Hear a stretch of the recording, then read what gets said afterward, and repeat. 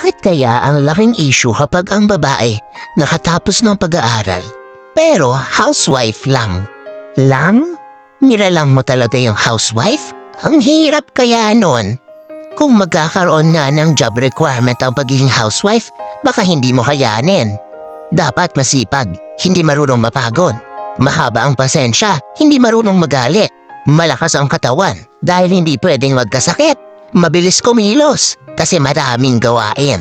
Matalino dahil may mga problemang dapat solusyonan.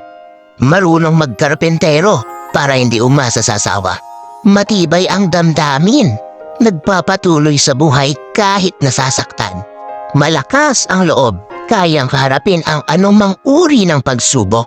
Maunawain, mapagbigay, matulungin, mapaggalina, mapagmahal, magaling mag-budget. Aba kung iisa-isahin natin ang lahat ng dapat taglayin ng isang babaeng asawa, hindi tayo matatapos sa reels na to. Dakilang bagay ang pagiging may bahay, hindi dapat maliitin.